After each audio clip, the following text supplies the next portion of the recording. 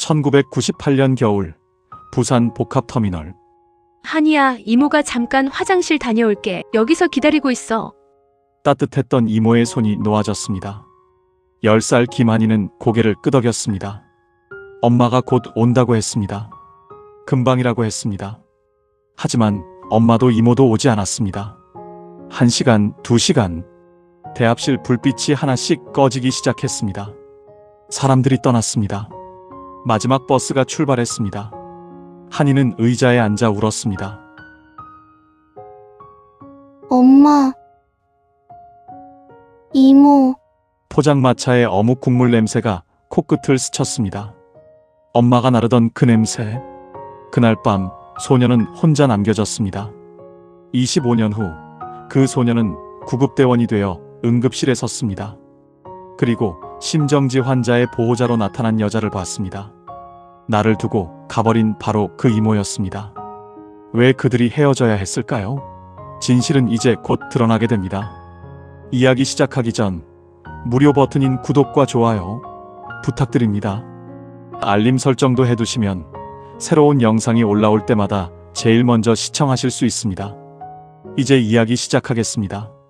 부산 금정구 응급실의 새벽 2시 형광등 불빛이 차갑게 복도를 비추고 있었습니다. 자동문이 벌컥 열리며 구급차 한 대가 급하게 멈춰 섰습니다. 엔진 소리와 함께 들려오는 건 사이렌의 잔향, 그리고 구급대원들의 다급한 발소리였습니다. 환자 들어갑니다. 70대 여성, 의식 없음, 심정지 상태입니다. 앞장서서 들것을 끌고 들어오는 사람은 김한이었습니다. 35살 구급대원 경력 5년 차. 밤새 구급차를 몰며 부산 시내를 누빈 탓에 눈가엔 피로가 잔뜩 서려 있었지만 손놀림만큼은 정확하고 빨랐습니다. 들것 위에 놓이는 창백한 얼굴로 산소 마스크를 쓴 채 실려 들어왔습니다. 심전도 모니터는 불규칙하게 삐삐 소리를 내고 있었습니다. 김한희 대원 상황 보고요. 응급실 당직 의사가 청진기를 목에 걸고 다가왔습니다. 한이는 재빨리 환자 기록지를 건네며 말했습니다. 요양병원에서 연락받고 출동했습니다. 도착 당시 호흡 미약, 맥박 촉진 안 됨. 심폐소생술 시행하며 이송했습니다. 보호자는요? 뒤따라 오신다고 했습니다. 의사는 고개를 끄덕이며 간호사들에게 지시를 내렸습니다. 혈압계, 링거, 심전도, 패드가 노인의 몸에 연결되기 시작했습니다. 한이는 한 발 뒤로 물러나 숨을 골랐습니다. 손등에 밴 땀을 닦으며 시계를 보니 새벽 2시 10분, 오늘도 긴 밤이었습니다. 그때였습니다. 응급실 문이 다시 열리며 한 여자가 들어왔습니다. 50대 후반으로 보이는 그 여자는 단정한 투피스 정장 차림에 검은색 핸드백을 들고 있었습니다. 머리는 깔끔하게 뒤로 넘겨 묶었고 화장기 없는 얼굴엔 차가운 표정이 서려 있었습니다. 환자 보호자십니까? 의사가 물었습니다.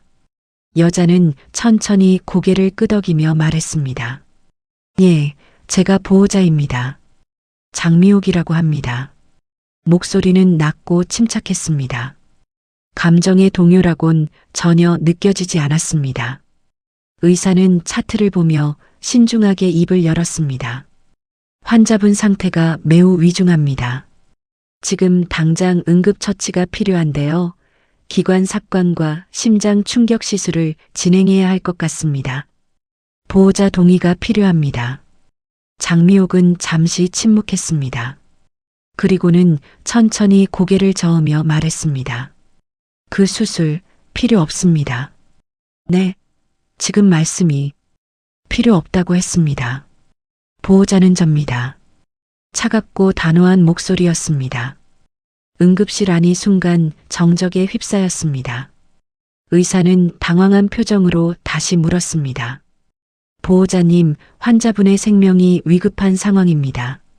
지금 조치를 취하지 않으면 알고 있습니다. 하지만 더 이상의 연명 치료는 원하지 않습니다. 환자 본인도 그렇게 원했습니다. 장미옥의 눈빛은 흔들림이 없었습니다. 의사는 난처한 표정으로 간호사를 돌아보았고 간호사들도 서로 눈치만 보고 있었습니다. 그때 한이가 그 여자의 얼굴을 똑바로 보았습니다. 순간 온몸에 전율이 흘렀습니다. 심장이 쿵쿵 뛰기 시작했고 손끝이 차갑게 식어갔습니다. 그 얼굴, 그 목소리, 그 차가운 눈빛. 25년 전 겨울 터미널에서 마지막으로 본 그 사람이었습니다. 저 사람. 한이의 입술이 떨렸습니다. 목소리가 나오지 않았습니다. 주변의 소음이 모두 사라지고 오직 장미옥의 모습만이 한이의 시야를 가득 채웠습니다. 기억이 파도처럼 밀려왔습니다. 추운 겨울날 터미널의 차가운 바닥, 멀어지는 뒷모습, 그리고 엄마를 부르며 울던 10살 소녀의 목소리. 저 사람, 제 이모예요. 한이는 떨리는 목소리로 중얼거렸습니다. 옆에 있던 간호사가 고개를 돌렸습니다. 네, 뭐라고요? 한이는 주먹을 꽉 쥐었습니다. 손톱이 손바닥에 파고들었지만 아픈지도 몰랐습니다. 가슴 속에서 무언가가 치밀어 올랐습니다. 분노인지 두려움인지 아니면 오랜 상처가 다시 터져 나오는 건지 알 수 없었습니다. 저 사람 제 이모예요. 아니, 저를 버린 사람이에요. 한이의 목소리가 응급실 안에 울려 퍼졌습니다. 모든 사람의 시선이 한이에게 쏠렸습니다. 장미옥도 천천히 고개를 돌려 한이를 바라보았습니다. 그 순간 두 사람의 눈이 마주쳤습니다. 장미옥의 눈빛이 미세하게 흔들렸지만 곧 다시 차갑게 굳어졌습니다. 당신, 누구죠? 장미옥이 물었습니다. 기억하지 못한다는 듯한 목소리였습니다. 한이는 믿을 수 없다는 표정으로 장미옥을 노려보았습니다. 저예요, 김한이. 이모가 25년 전에 터미널에 버리고 간 바로 그 순간이었습니다. 삐아는 날카로운 전자음이 응급실을 가득 채웠습니다. 심전도 모니터의 알람이 울린 것입니다. 모든 사람이 환자 쪽으로 시선을 돌렸습니다. 모니터 화면에는 직선만이 그어지고 있었습니다. 심정지입니다. 심폐소생술 시작합니다. 의사가 외쳤습니다. 간호사들이 일제히 움직이기 시작했습니다. 한이는 그 자리에 얼어붙은 채 서 있었습니다. 귀에는 아무 소리도 들리지 않았습니다. 오직 심전도 모니터의 삐소리만이 머릿속을 울렸습니다. 새벽 응급실은 혼란과 정적이 동시에 흐르는 기묘한 공간이 되었습니다. 의료진은 환자를 살리기 위해 분주하게 움직였고 한이는 그 한가운데서 과거와 현재 사이에 갇혀 서 있었습니다. 그리고 장미옥은 무표정한 얼굴로 그 모든 광경을 지켜보고 있었습니다. 한이의 과거가 25년 전 그날의 기억이 지금 이 순간 다시 시작되고 있었습니다. 1998년 겨울, 부산은 유난히 추웠습니다. 대한민국 전체가 외환위기라는 거대한 파도에 휩쓸리던 시절이었습니다. 거리마다 폐업 안내문이 붙었고 사람들의 얼굴엔 불안과 걱정이 가득했습니다. 텔레비전에서는 매일 금 모으기 운동 소식이 흘러나왔고 어른들은 모이기만 하면 한숨을 내쉬었습니다. 10살 김한이는 그런 어른들의 세계를 정확히 이해하지 못했습니다. 다만 엄마 김선희가 예전보다 더 일찍 나가고 더 늦게 돌아온다는 것, 그리고 저녁 식탁에 반찬이 하나씩 줄어든다는 것 정도는 알 수 있었습니다. 김선희는 서면 근처 골목 안쪽에 있는 작은 분식집에서 일했습니다. 아침 6시부터 밤 10시까지 거의 매일 쉬지 않고 일했습니다. 떡볶이 국물을 끓이고 김밥을 말고 어묵을 튀기고 손님들이 쏟은 국물을 닦아내는 일. 한이는 가끔 학교가 일찍 끝나는 날이면 분식집으로 엄마를 찾아갔습니다. 한이야, 왔니? 여기 앉아서 숙제해라. 엄마 일 끝나면 같이 가자. 김선희는 땀으로 젖은 이마를 닦으며 한이를 보며 웃었습니다. 피곤한 얼굴이었지만 딸을 보는 눈빛만큼은 따뜻했습니다. 한이는 분식집 구석 테이블에 앉아 공책을 펼쳤지만 숙제보다는 엄마가 어묵 국물을 나르는 모습을 바라보는 시간이 더 많았습니다. 선희야, 저기 3번 테이블 어묵 추가요. 사장님이 소리치면 김선희는 재빨리 주방으로 달려갔습니다. 뜨거운 국물이 담긴 그릇을 조심스럽게 나르는 엄마의 손은 빨갛게 부어 있었습니다. 한이는 그 손을 볼 때마다 가슴이 아팠습니다. 그날도 마찬가지였습니다. 12월 20일 날 거리에는 캐럴이 흘러나왔지만 크리스마스 분위기는 어딘가 쓸쓸했습니다.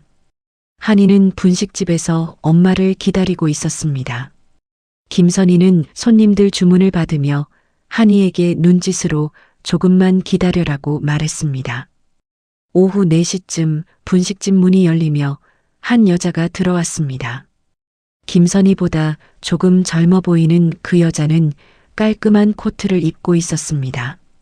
한이는 그 얼굴을 알고 있었습니다. 엄마의 동생 장미옥 이모였습니다. 언니. 장미옥이 손을 흔들며 다가왔습니다. 김선희는 앞치마를 벗으며 반갑게 맞이했습니다. 미옥아, 갑자기 웬일이야? 언니 보고 싶어서 왔지. 한이도 있네. 우리 조카 많이 컸다. 장미옥은 한이의 머리를 쓰다듬었습니다. 손이 따뜻했습니다. 한이는 수줍게 웃으며 인사했습니다. 이모, 안녕하세요. 두 자매는 잠시 이야기를 나눴습니다. 한이는 알아듣지 못할 어른들의 대화였지만 엄마의 표정이 점점 어두워지는 것은 느낄 수 있었습니다.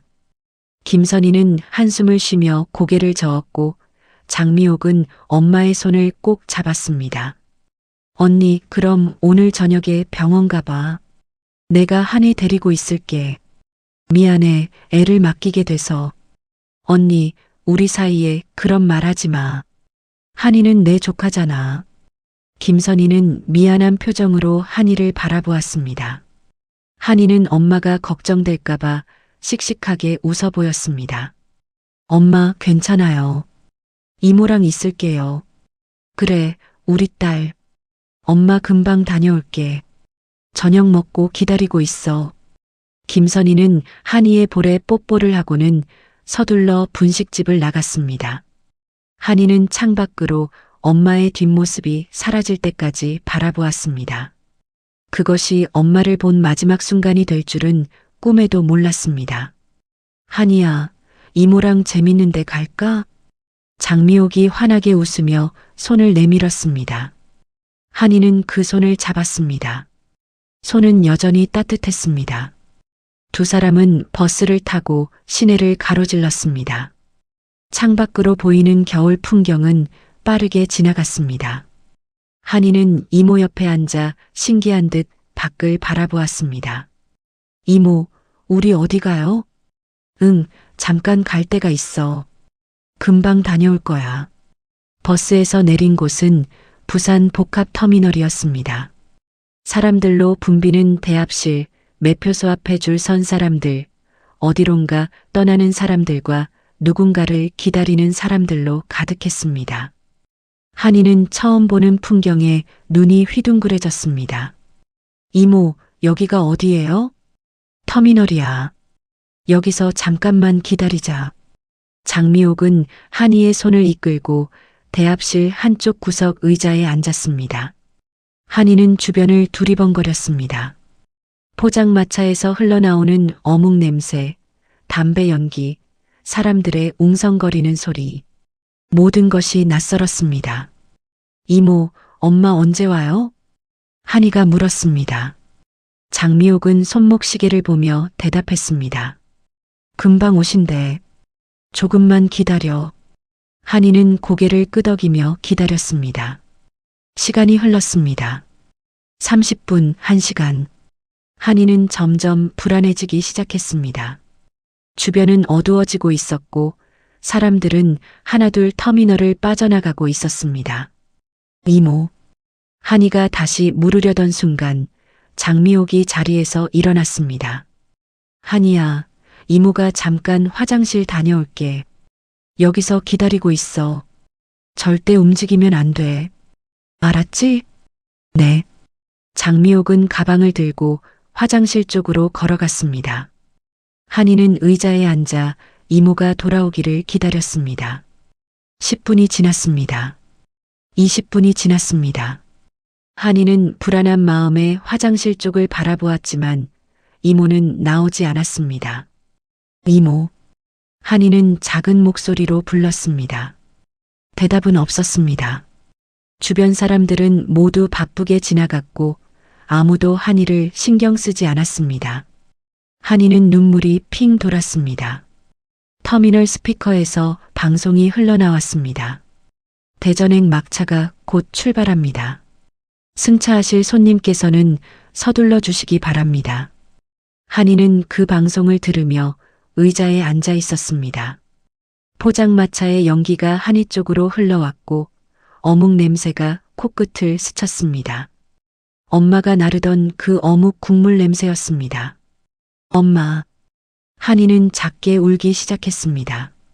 눈물이 볼을 타고 흘러내렸습니다. 그날 밤 10살 소녀는 추운 겨울 터미널에서 홀로 남겨졌습니다.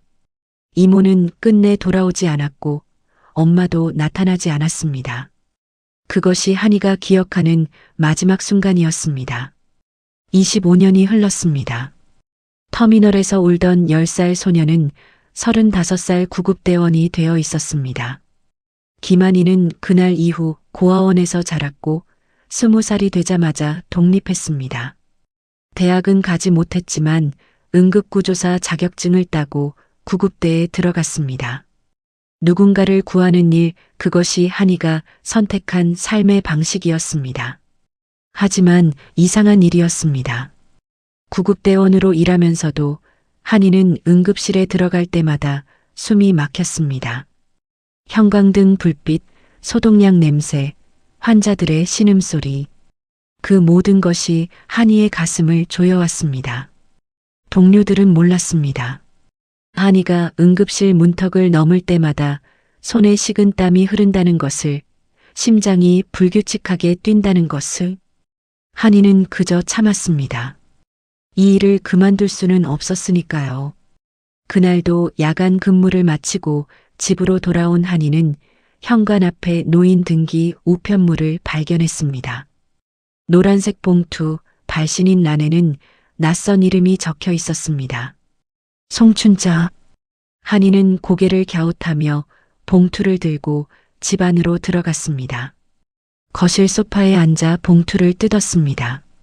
안에는 작은 USB 하나와 편지지 한 장이 들어 있었습니다. 편지는 손글씨로 적혀 있었습니다.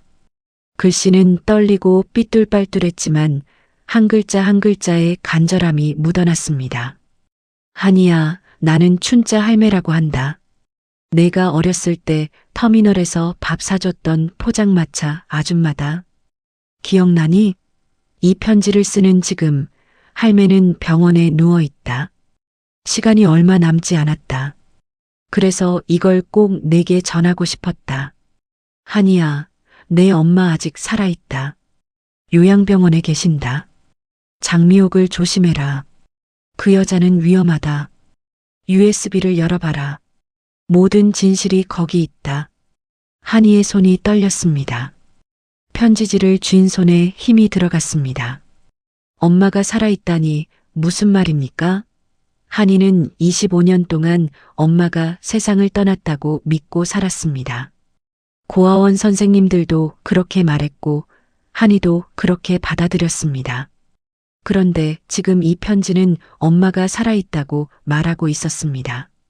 한이는 황급히 노트북을 켰습니다.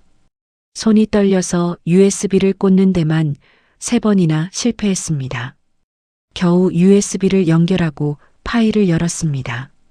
화면에 엑셀 파일 하나가 떴습니다. 파일명은 명수 요양병원 환자 명단이었습니다. 한이는 숨을 삼키며 파일을 더블 클릭했습니다. 엑셀 시트가 열렸습니다. 수십 개의 이름이 줄지어 있었습니다. 환자명, 생년월일, 입원일, 보호자명. 한이는 스크롤을 내리며 하나하나 이름을 확인했습니다. 심장이 미친 듯이 뛰었습니다. 그리고 그 순간 한이의 눈이 한 이름에 멈췄습니다. 김선의 생년월일 1960.03, 15입원일 2003.08, 20보호자 장미옥. 한이는 숨이 멎는 것 같았습니다. 화면 속 이름을 몇 번이고 다시 읽었습니다. 김선희. 엄마의 이름이었습니다. 생년월일도 맞았습니다. 한이는 노트북 화면에 얼굴을 가까이 대고 다시 한번 확인했습니다. 틀림없었습니다. 엄마. 한이는 떨리는 목소리로 중얼거렸습니다. 눈시울이 뜨거워졌습니다.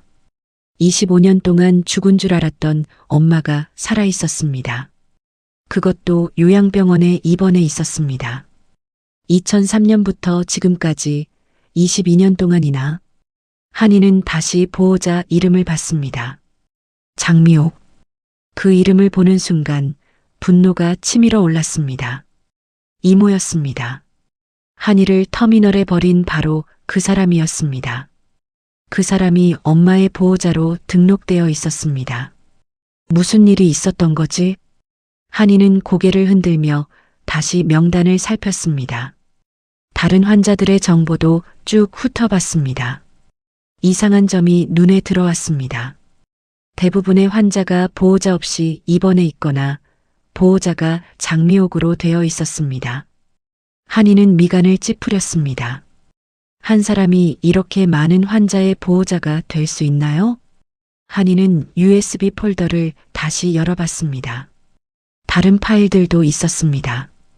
입출금 내역, 약물 처방 기록, 보험금 청구 내역. 한이는 하나씩 파일을 열어봤습니다. 보험금 청구 내역 파일을 열자 수십 건의 거액 보험금이 장미옥 명의로 입금된 기록이 보였습니다. 이게 대체... 한이는 점점 더 혼란스러워졌습니다. 하지만 한 가지는 분명했습니다. 엄마가 살아있다는 것, 그리고 장미옥이 무언가 숨기고 있다는 것. 한이는 노트북을 덮고 창밖을 바라봤습니다. 새벽 6시 하늘이 조금씩 밝아오고 있었습니다. 거리는 아직 조용했습니다. 한이는 주먹을 꽉 쥐었습니다. 25년 동안 품고 살았던 의문들이 하나씩 풀리기 시작했습니다. 왜 이모는 한이를 버렸을까? 왜 엄마는 한이를 찾으러 오지 않았을까? 그 모든 질문의 답이 지금 USB 안에 들어 있었습니다. 한이는 천천히 자리에서 일어났습니다. 결심이 섰습니다. 엄마, 제가 찾으러 갈게요. 한이는 거울 앞에 섰습니다. 거울 속 자신의 얼굴을 똑바로 바라봤습니다. 피곤에 지친 얼굴이었지만 눈빛만큼은 단호했습니다. 25년 전 10살 소녀는 무력했습니다. 아무것도 할 수 없었습니다. 그저 버려지고 기다리고 올 수밖에 없었습니다. 하지만 지금은 달랐습니다. 한이는 더 이상 그때의 소녀가 아니었습니다. 구급대원으로 일하며 수많은 생명을 구했습니다. 위급한 상황에서도 침착하게 대처하는 법을 배웠습니다. 이제는 한이가 누군가를 구할 차례였습니다. 그리고 그 누군가는 바로 엄마였습니다. 한이는 핸드폰을 들고 인터넷 검색창에 명수 요양병원을 입력했습니다. 검색 결과가 나왔습니다. 부산 해운대구에 위치한 중형 요양병원. 원장은 장미옥. 한이는 화면을 확대해서 병원 사진을 봤습니다. 깨끗하고 현대적인 건물이었습니다. 겉으로 보기엔 평범한 요양병원이었습니다. 한이는 병원 홈페이지에 들어갔습니다. 채용 공고 메뉴를 클릭했습니다. 마침 간병인을 구한다는 공고가 올라와 있었습니다. 한이는 입술을 깨물었습니다. 이것이 기회였습니다. 이번엔 내가 엄마를 구하러 갈 거야. 한이는 채용 공고 화면을 캡처하고 지원서를 작성하기 시작했습니다. 손가락이 키보드 위를 빠르게 움직였습니다. 경력란에는 요양보호사 자격증이 있다고 적었습니다. 실제로 한이는 몇 년 전 틈틈이 공부해서 자격증을 땄었습니다. 언젠가 쓸모가 있을 거라 생각했는데 바로 지금이었습니다. 지원서를 제출하고 한이는 다시 USB 파일들을 살폈습니다. 증거를 모아야 했습니다. 엄마를 찾는 것만으로는 부족했습니다. 장미옥이 무슨 짓을 했는지, 왜 엄마를 22년 동안 요양병원에 가둬놨는지 밝혀내야 했습니다. 한이는 파일들을 하나씩 프린트했습니다. 프린터 소리가 조용한 새벽 공기를 가르며 울렸습니다. 종이가 한 장 한 장 쌓여갔습니다. 증거들이 쌓여갔습니다. 진실이 모습을 드러내기 시작했습니다. 창밖으로 해가 떠올랐습니다. 새로운 하루가 시작됐습니다. 한이에게도 새로운 시작이었습니다. 25년 만에 한이는 다시 엄마를 찾아 나섰습니다.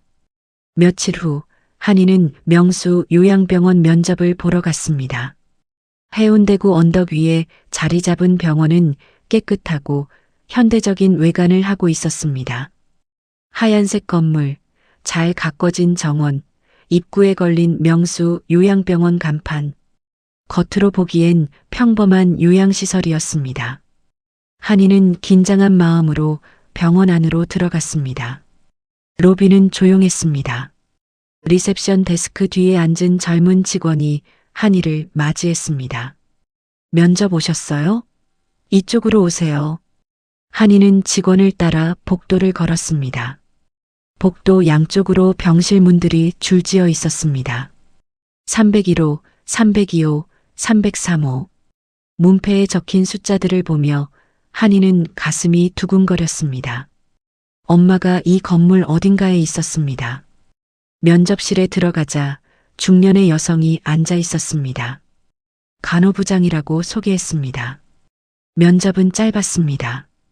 요양보호사 자격증 확인, 경력 질문, 근무 가능 시간 확인.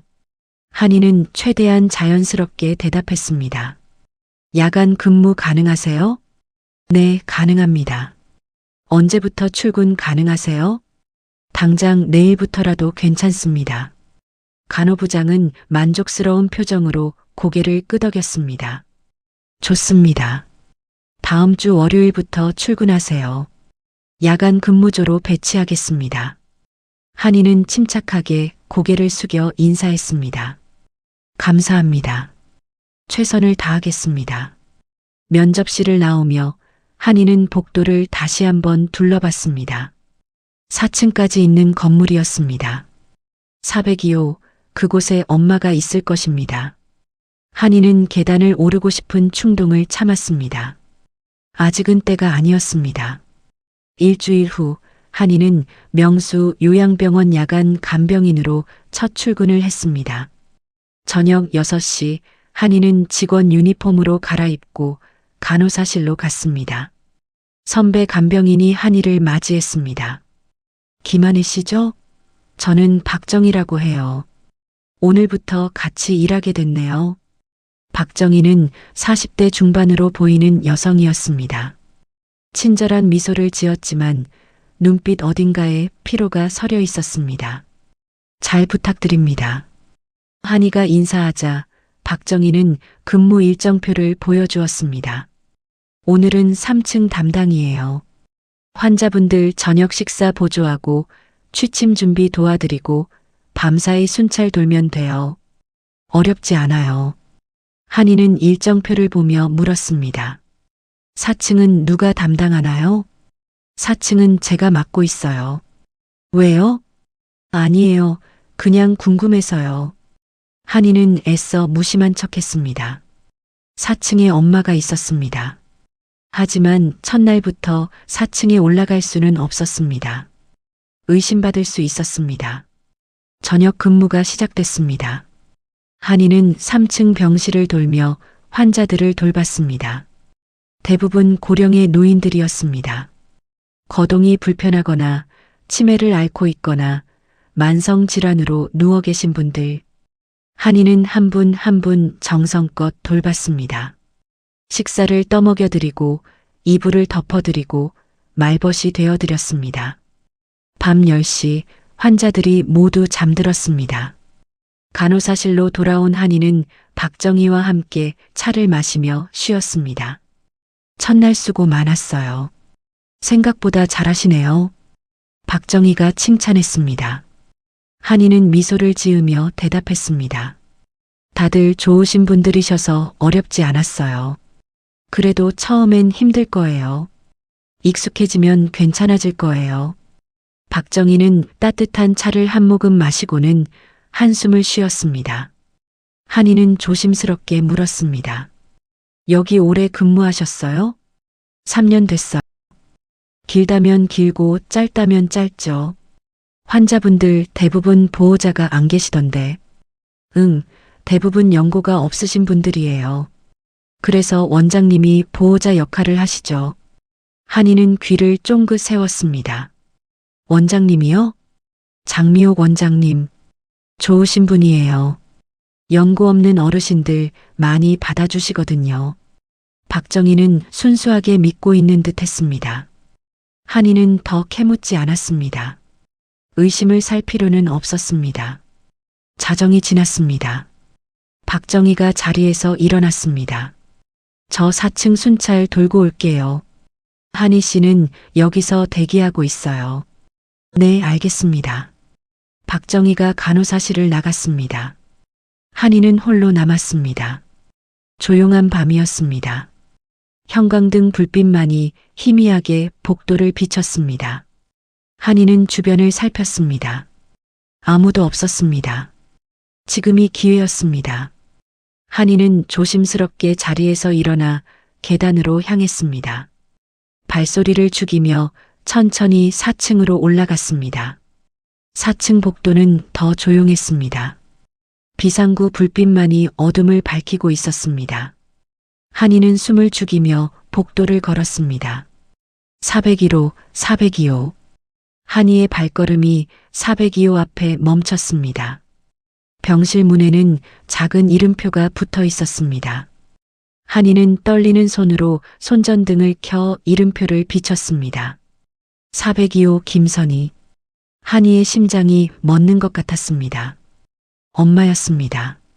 진짜 엄마가 이 문 안에 있었습니다. 한이는 손을 뻗어 문손잡이를 잡았습니다. 손이 너무 떨려서 손잡이가 덜컹거렸습니다. 문을 살짝 열고 안을 들여다봤습니다. 어둠 속에서 침대 하나가 보였습니다. 그 위에 누군가 누워 있었습니다. 한이는 천천히 안으로 들어갔습니다. 침대 옆으로 다가갔습니다. 침대에는 한 노인이 자고 있었습니다. 창백한 얼굴, 깊게 파인 주름, 새하얗게 센 머리카락. 산소호흡기가 노인의 코에 연결되어 있었고 링거가 팔에 꽂혀 있었습니다. 한이는 그 얼굴을 내려다봤습니다. 25년이 흘렀습니다. 10살 소녀의 기억 속 엄마는 젊고 건강했습니다. 분식집에서 웃으며 어묵 국물을 나르던 엄마. 한이의 머리를 쓰다듬으며 우리 딸하고 불러주던 엄마. 하지만 지금 눈앞에 있는 노인은 너무 낯설었습니다. 세월이 엄마를 이렇게 바꿔놨습니다. 한이는 눈물이 핑 돌았습니다. 엄마. 한이는 떨리는 목소리로 불렀습니다. 노인은 움직이지 않았습니다. 깊은 잠에 빠져 있었습니다. 한이는 조심스럽게 엄마의 손을 잡았습니다. 손은 차갑고 말랐습니다. 엄마, 저예요. 한이에요. 엄마 딸. 한이의 목소리가 떨렸습니다. 눈물이 뺨을 타고 흘러내렸습니다. 25년 동안 참았던 눈물이 쏟아졌습니다. 바로 그때였습니다. 복도에서 발소리가 들렸습니다. 한이는 깜짝 놀라 몸을 숨겼습니다. 침대 옆 커튼 뒤로 재빨리 몸을 숨겼습니다. 병실 문이 열렸습니다.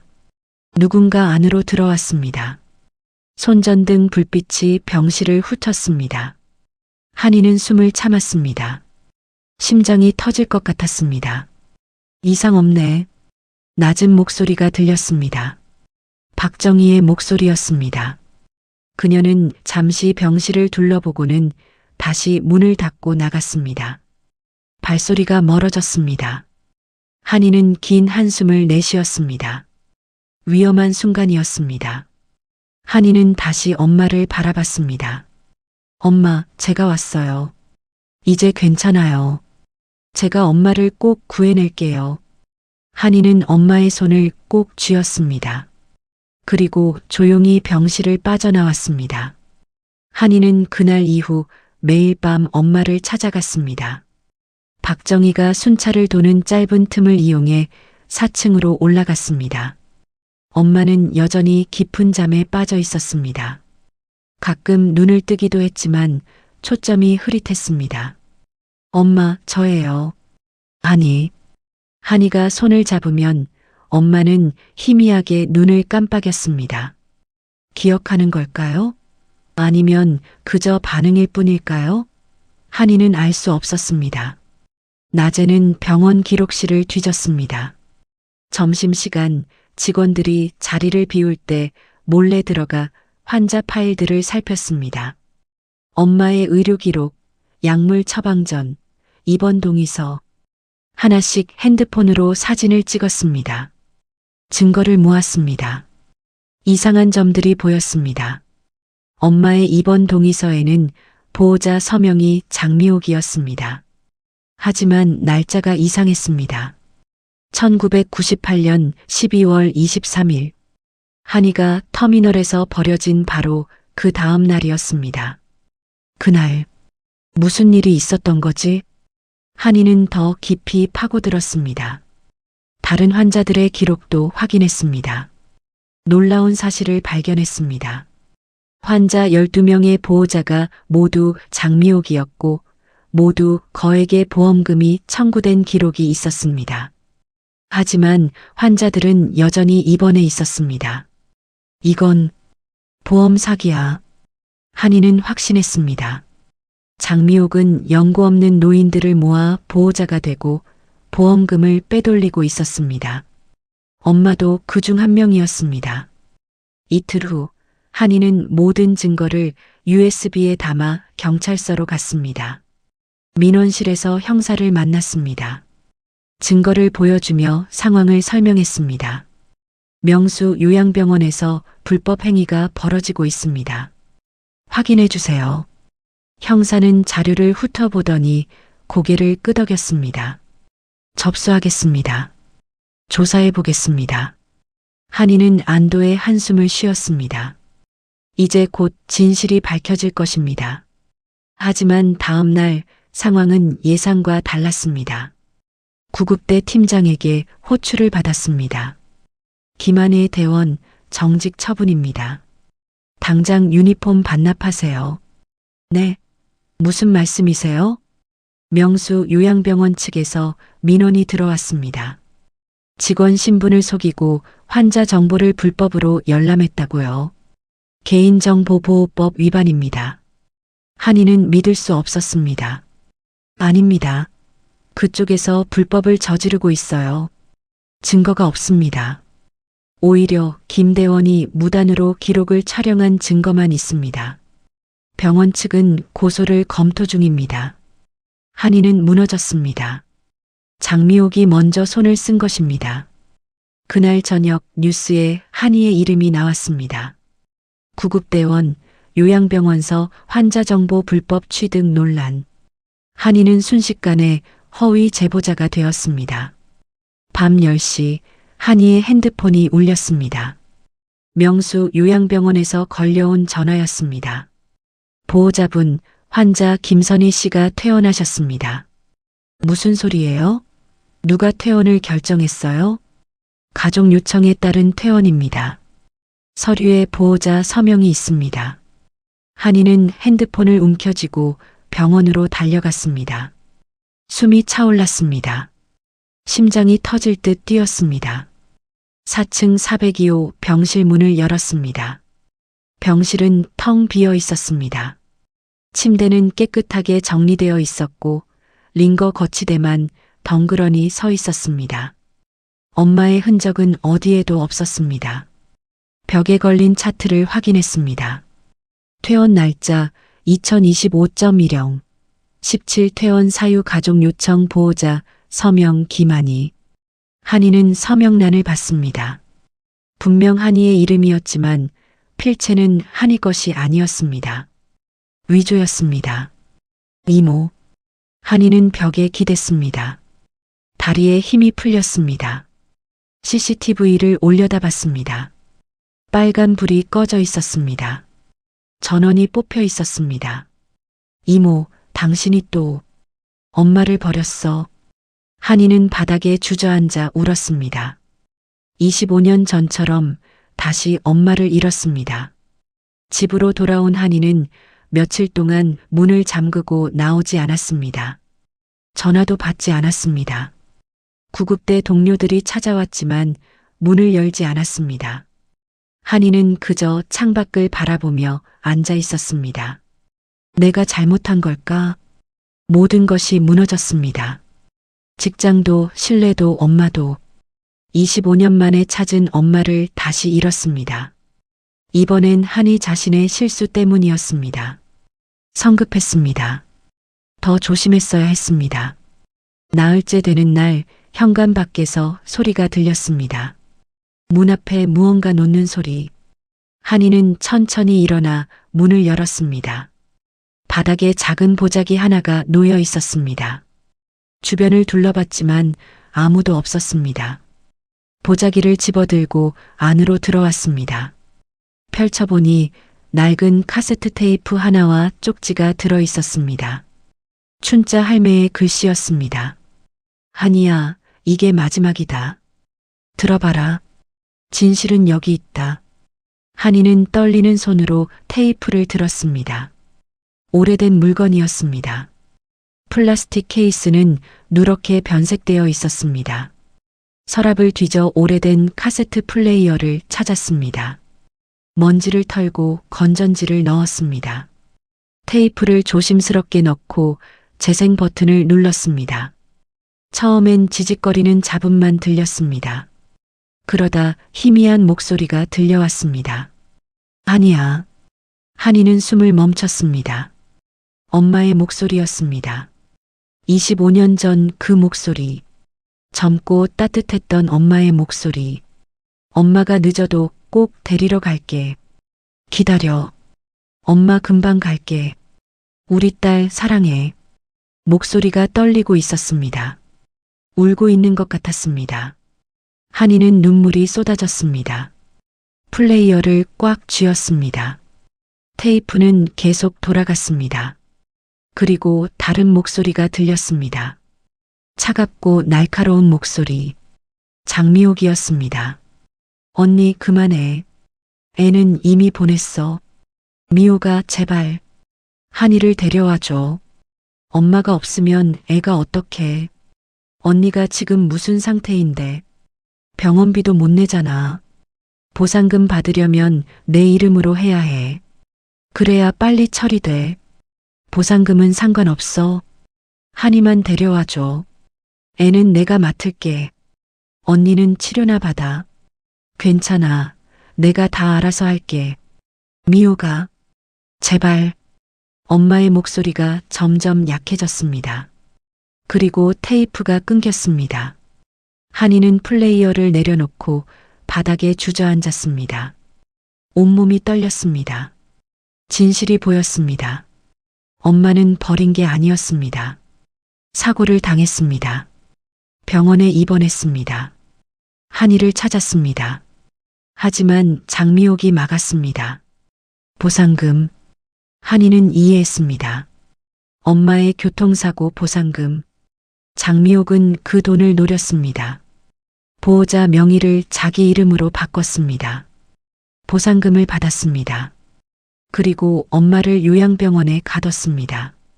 22년 동안 이모가 그날 우리를 다 빼앗은 거야. 분노가 치밀었습니다. 주먹을 쥐었습니다. 손톱이 손바닥에 파고들었습니다. 복수하고 싶었습니다. 장미옥을 찾아가서 따지고 싶었습니다. 하지만 그때 테이프에서 다시 소리가 났습니다. 자동으로 뒷면이 재생되고 있었습니다. 엄마의 목소리가 다시 들렸습니다. 더 약하고 가늘었습니다. 아니야. 엄마 목소리 들리니? 엄마가 못 가게 됐어. 미안해. 정말 미안해. 하지만 한이야, 누굴 미워하지 마. 미워하면 내가 아파. 그냥 살아줘. 행복하게 살아줘. 그게 엄마 소원이야. 목소리가 끊겼습니다. 테이프가 멈췄습니다. 한이는 한참을 그대로 앉아 있었습니다. 눈물이 흘렀습니다. 분노가 사라졌습니다. 엄마의 마지막 말이 가슴에 박혔습니다. 미워하지 말고 살아야 해. 한이는 천천히 일어났습니다. 창밖을 봤습니다. 해가 지고 있었습니다. 하늘은 붉게 물들어 있었습니다. 엄마 알겠어요. 하지만 엄마를 구할 거예요. 이번엔 제대로. 한이는 다시 움직이기 시작했습니다. 한이는 다음 날부터 다시 움직였습니다. 이번엔 달랐습니다. 성급하게 행동하지 않았습니다. 신중하게 하지만 확실하게 증거를 모았습니다. 먼저 춘자 할매를 찾아갔습니다. 할매는 병원 침대에 누워 있었습니다.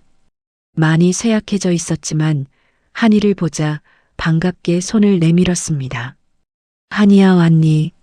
할매, 테이프 감사합니다. 이게 어떻게 된 건가요? 저를 어떻게 하셨어요? 춘자 할매는 천천히 말했습니다. 1998년 할매는 터미널 포장마차에서 어묵을 팔고 있었습니다.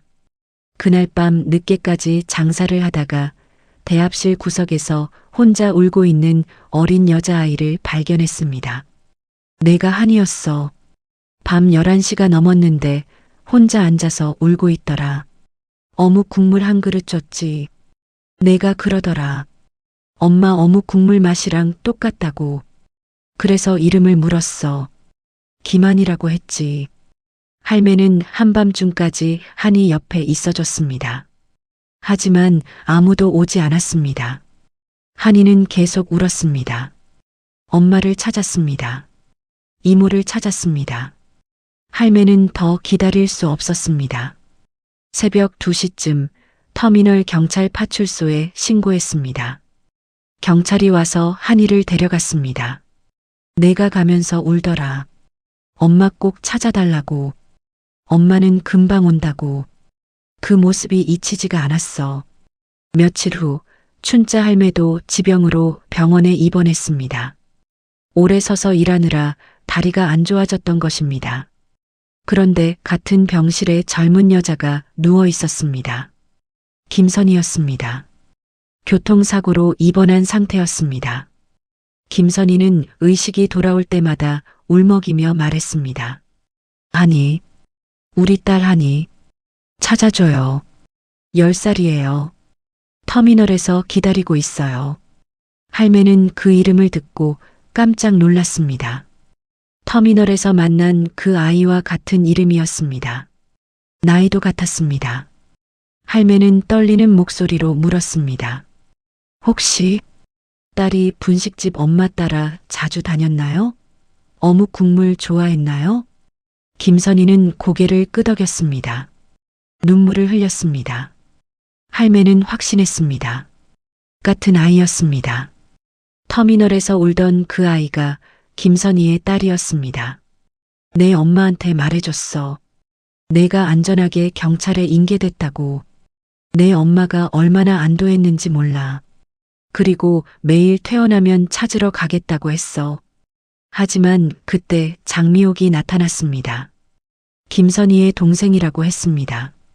병실에 올 때마다 김선희에게 약을 먹였습니다. 서류를 가져와 도장을 찍게 했습니다. 김선희는 점점 정신이 흐려졌습니다. 약 때문이었습니다.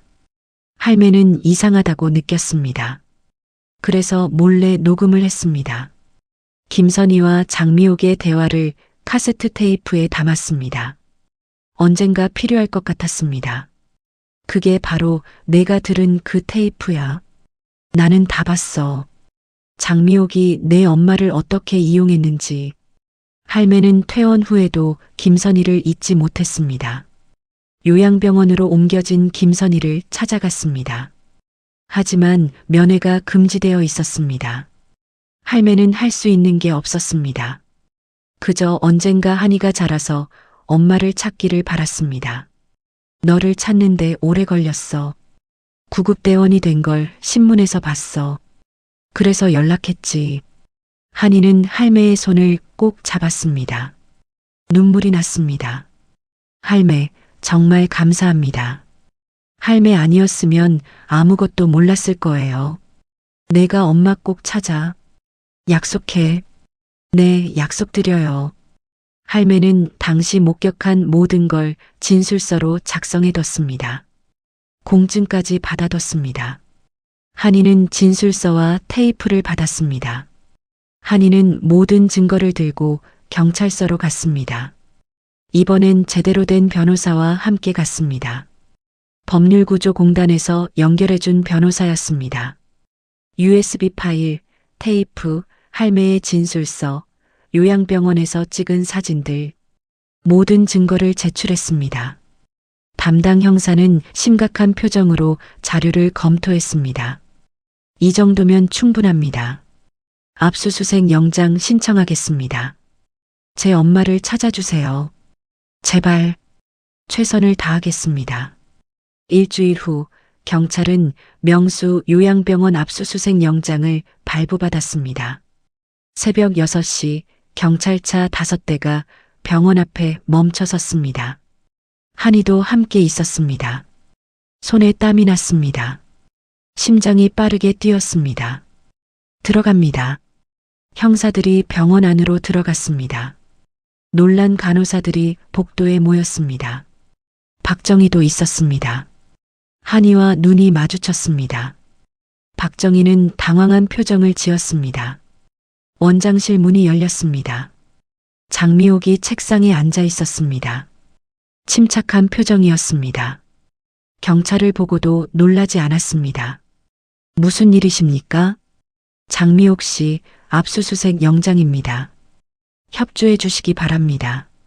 형사들이 원장실을 뒤지기 시작했습니다. 서류, 컴퓨터, 금고 하나씩 확인했습니다.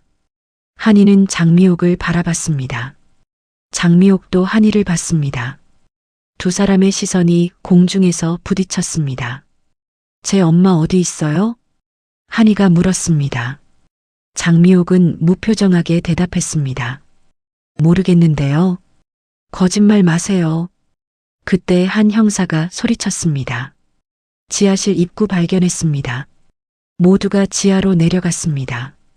좁은 계단, 어두운 복도, 형광등이 깜빡이며 불안정하게 빛났습니다. 복도 끝에 철문이 있었습니다. 잠겨 있었습니다. 문 여세요. 형사가 소리쳤습니다. 장미옥은 침묵했습니다. 결국 형사들이 강제로 문을 열었습니다. 문이 열렸습니다. 안은 작은 창고 같았습니다. 선반에는 서류 상자들이 쌓여 있었습니다. 구석에는 낡은 금고가 있었습니다. 형사들이 상자를 열었습니다. 약물 처방 기록, 보험금 청구 내역, 입출금 명세서, 수십 건의 서류가 쏟아졌습니다. 이거 전부 위조 서류입니다. 환자들 동의 없이 보험금 청구한 기록들입니다. 금고도 열렸습니다. 안에는 도장, 통장, 그리고 서류 뭉치가 있었습니다. 가족관계 증명서 전부 위조네요. 보호가 장미옥으로 되어 있습니다. 그때 안쪽에서 또 다른 형사가 소리쳤습니다. 여기 환자 있습니다. 모두가 안쪽으로 달려갔습니다. 작은 방이 하나 더 있었습니다. 침대가 하나 놓여 있었고 그 위에 노인이 누워 있었습니다. 산소호흡기가 연결되어 있었습니다. 한이는 그 얼굴을 봤습니다. 심장이 멎었습니다. 엄마. 한이는 달려갔습니다. 침대 옆에 무릎을 꿇었습니다. 엄마의 손을 잡았습니다. 엄마, 나예요. 한이에요. 이제 다 끝났어요. 김선희는 천천히 눈을 떴습니다. 흐릿한 눈동자가 한이를 바라봤습니다. 입술이 미세하게 움직였습니다. 아? 네? 네, 엄마. 저예요. 뒤에서 장미옥의 목소리가 들렸습니다. 내가 없었으면 그 애는 굶어 죽었어. 나는 언니 대신 키워준 거야. 한이가 천천히 일어났습니다. 장미옥을 똑바로 바라봤습니다. 이모, 사람은 굶어 죽어도 버려져선 안 돼요. 한이의 목소리는 떨리지 않았습니다. 엄마와 저를 떼어놓고 22년 동안 엄마를 가둬놨잖아요. 장미옥은 대답하지 못했습니다. 형사가 다가와 수갑을 채웠습니다. 장미옥 씨 사기, 횡령, 불법 감금 혐의로 긴급 체포합니다. 장미옥이 끌려나갔습니다. 한이는 다시 엄마에게 돌아갔습니다. 엄마의 손을 꼭 잡았습니다. 엄마, 이제 안전해요. 제가 지킬게요. 석 달이 흘렀습니다. 가을이 깊어지고 있었습니다. 부산 거리에는 낙엽이 쌓였고 아침 저녁으로 쌀쌀한 바람이 불었습니다. 한이는 다시 구급대원 유니폼을 입고 있었습니다. 장미옥이 체포되고 진실이 밝혀지면서 한이의 정직 처분도 취소되었습니다. 명수 요양병원 비리 사건은 뉴스에 크게 보도되었습니다. 장미옥은 사기, 횡령, 불법 감금, 문서 위조 등 여러 혐의로 기소되었습니다. 검찰은 징역 10년을 구형했습니다. 재판은 아직 진행 중이었지만 장미옥은 구치소에 수감되어 있었습니다. 한이는 한 달 전부터 다시 구급차를 몰고 있었습니다. 여전히 밤샘 근무는 힘들었지만 예전과는 달랐습니다. 응급실에 들어갈 때 더 이상 숨이 막히지 않았습니다. 형광등 불빛도 소독약 냄새도 이제는 익숙했습니다. 아니, 익숙해진 게 아니라 받아들이게 된 것이었습니다. 한이 대원 수고했어요. 오늘 특히 바빴네요. 동료가 말했습니다. 한이는 미소를 지으며 고개를 끄덕였습니다. 네, 다들 수고하셨습니다. 퇴근 후 한이는 곧장 병원으로 향했습니다. 엄마가 입원해 있는 병원이었습니다. 명수 요양병원이 아니라 제대로 된 종합병원이었습니다. 경찰이 엄마를 발견한 직후 즉시 응급 이송되었습니다. 영양실조, 욕창, 근육 위축. 22년 동안 제대로 치료받지 못한 몸은 많이 망가져 있었습니다. 의사는 말했습니다. 완전한 회복은 어렵다고. 하지만 재활 치료를 받으면 일상생활은 가능할 거라고. 한이는 그 말에 희망을 걸었습니다. 병실 문을 열고 들어갔습니다. 김선희는 창가 의자에 앉아 있었습니다. 예전보다 얼굴에 생기가 돌았습니다. 재활 치료를 받으며 조금씩 건강을 되찾고 있었습니다. 여전히 걷기는 힘들었지만 휠체어 없이 혼자 앉아 있을 수 있게 되었습니다. 엄마, 저 왔어요. 한이가 말하자 김선희는 천천히 고개를 돌렸습니다. 희미하게 미소를 지었습니다. 기억은 여전히 흐릿했습니다. 가끔 한이를 알아보고 가끔은 낯설어 했습니다. 의사는 말했습니다. 오랜 약물 투여로 인한 기억 손상이라고. 시간이 걸릴 거라고. 한이는 괜찮았습니다. 엄마가 살아있다는 것, 그것만으로 충분했습니다. 엄마, 오늘 날씨 좋았어요. 산책 나갈까요? 한이는 휠체어를 가져왔습니다. 엄마를 조심스럽게 휠체어에 앉혔습니다. 담요를 덮어주고 병원 정원으로 나갔습니다. 가을 햇살이 따뜻했습니다. 나뭇잎들이 바람에 흔들렸습니다. 한이는 천천히 휠체어를 밀며 산책로를 걸었습니다. 김선희는 하늘을 올려다봤습니다. 오랜만에 보는 하늘이었습니다. 22년 만에 제대로 본 하늘. 예쁘죠, 엄마? 한이가 물었습니다. 김선희는 고개를 끄덕였습니다. 눈가에 눈물이 맺혔습니다. 벤치에 앉아 잠시 쉬었습니다. 한이는 엄마 옆에 앉아 손을 잡았습니다. 예전보다 따뜻해진 손이었습니다. 병원 밥을 먹고 영양제를 맞고 햇볕을 쬐면서 조금씩 생기를 되찾고 있었습니다. 한이야. 김선희가 조용히 불렀습니다. 한이는 깜짝 놀랐습니다. 엄마가 한이 이름을 또렷하게 부른 건 오랜만이었습니다. 네, 엄마. 엄마가 미안해. 목소리가 떨렸습니다. 김선희는 눈물을 흘렸습니다. 한이는 고개를 저었습니다. 아니에요, 엄마. 엄마 잘못 아니에요. 엄마가 못 지켜줘서. 엄마, 이제 괜찮아요. 우리 다시 만났잖아요. 한이는 엄마를 꼭 안았습니다. 엄마의 등을 토닥였습니다. 예전에 엄마가 한이에게 해주던 것처럼 해가 지고 있었습니다. 병원으로 돌아가야 할 시간이었습니다. 한이는 엄마를 병실로 모시고 왔습니다. 저녁 식사를 도와드리고 약을 챙겨드렸습니다. 엄마, 저 내일 또 올게요. 푹 주무세요. 그래. 조심히 가거라.